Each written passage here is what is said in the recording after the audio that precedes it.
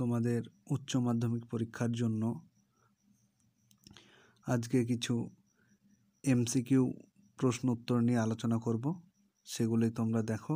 অধ্যায়টা হচ্ছে 6 অধ্যায়, 6ষ্ঠ অধ্যায় থেকে তোমরা একটু দেখে নাও আর এমসিকিউগুলো একটু আয়ত্ত করে নেবে, যাতে তোমাদের পরীক্ষার হলে একটু সহজ হয়।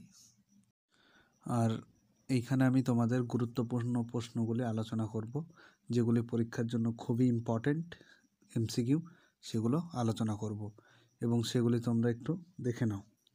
প্রথম প্রশ্ন দেখো, যে ক্রিপস মিশন ভারতে আসে কত সালে? সেটা হচ্ছে 1942 সালে। ঠিক আছে, 1942 সালে। দ্বিতীয় প্রশ্ন দেখো, যে কোন প্রস্তাবটিকে গান্ধীজি একটি ফেল পড়া ব্যাংকের আগাম তারিখের চেকের সঙ্গে তুলনা করেছে? খুব ইম্পর্টেন্ট, এটা হচ্ছে ক্রিপস প্রস্তাবকে। পরবর্তী প্রশ্ন দেখো, যে গান্ধী বুড়ি নামে কে পরিচিত?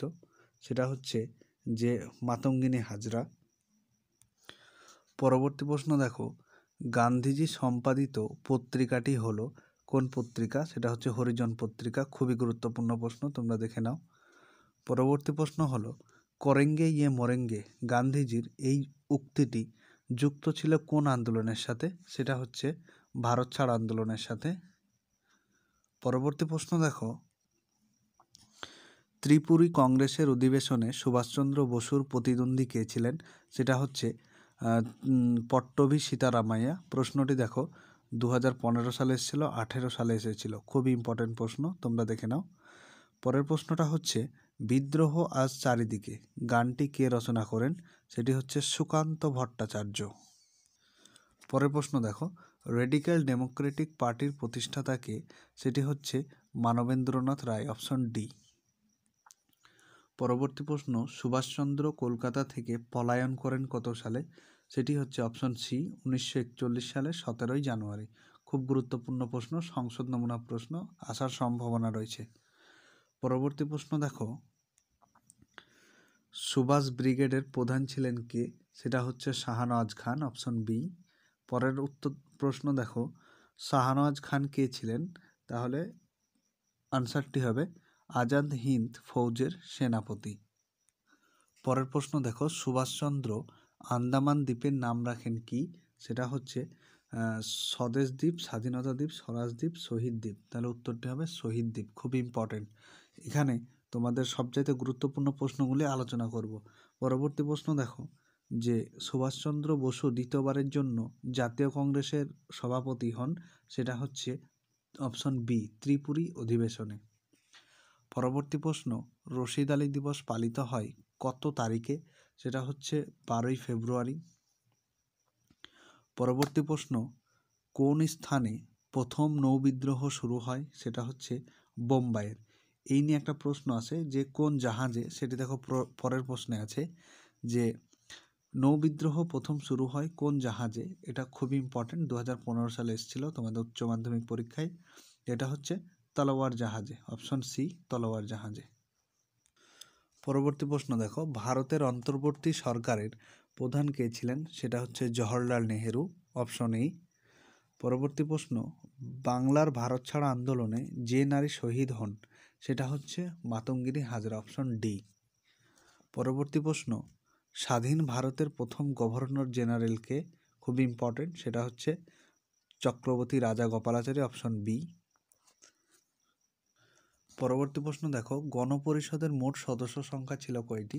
তোমাদের এটি এবিটিএ টেস্ট পেপারের প্রশ্ন। এটা হচ্ছে 389টি। পরের প্রশ্ন দেখো, যে ভারতের স্বাধীনতা আইন পাশ হয় কত সালে? সেটা হচ্ছে অপশন সি, 1947 সালের 4ই জুলাই বা 4 জুলাই। এটি তোমাদের 2018 সালে উচ্চ মাধ্যমিকে এসেছিল। পরবর্তী প্রশ্ন দেখো, ক্যাবিনেট মিশন বা মন্ত্রী মিশনকে ভারতে পাঠানো হয় কত সালে? এটা অপশন সি উত্তর, 1946 সালে। পরের প্রশ্ন দেখো, ভারতের লৌহমানব বলা হয় কাকে? এটি সবাই জানো, খুবই ইম্পর্টেন্ট প্রশ্ন। উত্তরটি হচ্ছে সর্দার বল্লভভাই প্যাটেলকে। পরবর্তী প্রশ্ন, ব্রিটিশ ভারতের শেষ ভাইসরয় কে ছিলেন?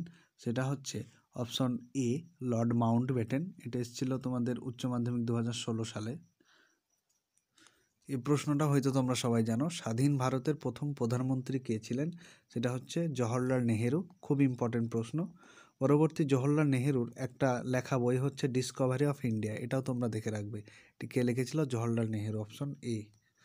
পরবর্তী প্রশ্ন, দ্বিতীয় বিশ্বযুদ্ধের সময় ভারতের বড় লর্ড কে ছিলেন? সেটা হচ্ছে অপশন সি লর্ড লিন্থলিথগো। পরের প্রশ্ন হচ্ছে, ভারত ছাড়ো আন্দোলন শুরু হয়েছিল কত সালে? 1942 সালে 9ই আগস্ট, অপশন এ হচ্ছে উত্তর।